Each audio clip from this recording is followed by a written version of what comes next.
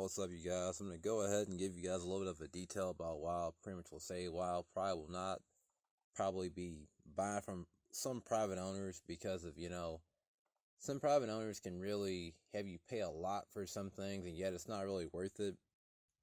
And, and I'm going to say this as a fact that, sometimes some people really ask way too much for a car in general. And the thing is, it's like, I really hate even saying this, but I'm sick and tired of people thinking about it's all about resale value. My car makes this and that much amount of horsepower. It's a bunch of blah, blah, blah, a bunch of horseshit.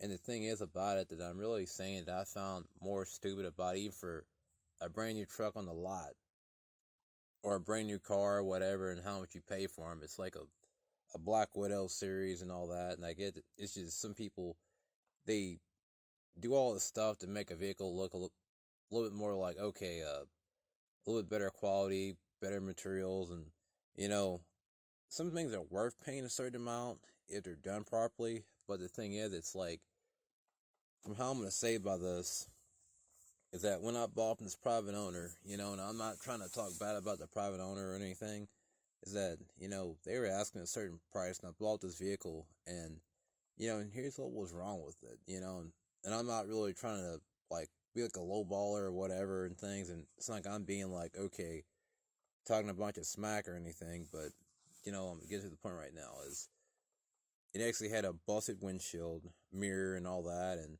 didn't have a rearview mirror. But the thing is, at the same time, when you buy from a private owner, sometimes these problems, I feel like it's just, if you're ever selling a car or anything, it's better off to ask a little bit less because, you got to think about the time and cost for repair for some of these things because of heck, it's just repairing a windshield. It can cost you probably like maybe $300 or $400, or this really depends, or either less than that. And I could be off a little bit. I'm not really sure because some places it can cost a little bit different. And the other thing about it is it's like, you know, finding a mirror sometimes they're not too badly expensive, depending on where you go at and things. But and I'll say this as a fact that you know, anytime you ever buy a vehicle off the lot, and have to either, some people look at buying a new vehicle, they got to have the mirror, they got to have the windshield in order, and whenever you look at this stuff, and you go to insurance, and yet it's just a big old headache, and it's just then you got to pay up out of pocket. Either your insurance takes care of it and all this, and at the same time, I'm really just bringing it up is whenever you get your vehicle inspected and stuff, or whatever state you are in or whatever, it's just they got to have the same stuff like okay, like a horn working, a windshield in order, and mirror in order. It's like going for a driving test and all that.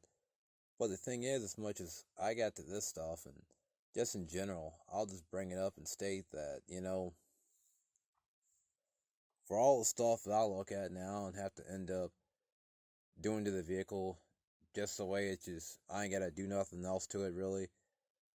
You know, I know that sometimes whenever you buy a vehicle, you don't know if any of the fluids have been changed, and sometimes some people, they really bother to change out the fluids, and it's not a bad idea, and sometimes it's like, you can end up telling that some oil's been good altogether, and sometimes some people are like, I'm not going to change the oil.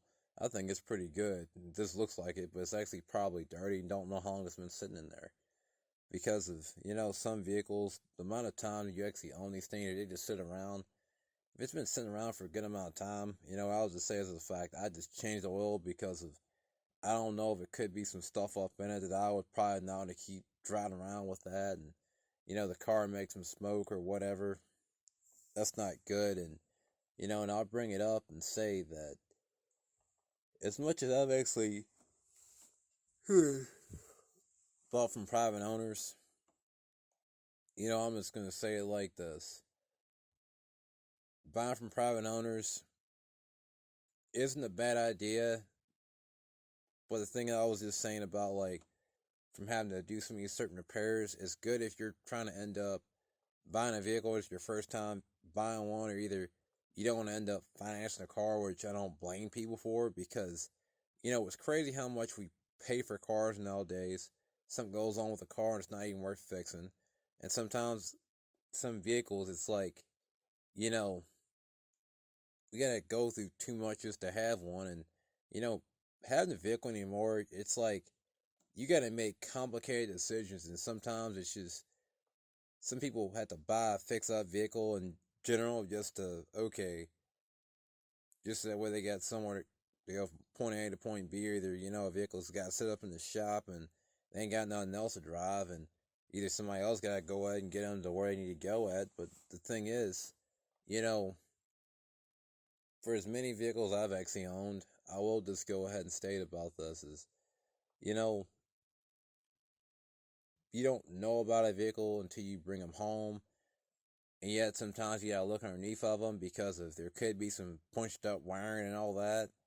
Or either some vehicles actually set up in a field or somewhere and they actually had like rats ate them up and things all together. And, you know, it's a lot of strange stuff you can expect from a private owner, but then at the same time, and I do bring this up and state that there are some repairs. It's like, as much as the vehicle can be in somebody else's name, which I really think is kind of a load of horse shit altogether, but excuse my language for saying it, because it's so stupid that, you know, sometimes the vehicles need some work that you can't do yourself, or yet you had to drive them to a repair shop to, like, okay, get exhaust work done. And I had to do that myself, like drive it to some place so I can pass inspection. Because if you go up in there and don't have the proper exhaust system, it's like, boom, you go fail inspection. And I had to get that stuff done, and and it's just, the only problem of inspection was I didn't pass on was the horn.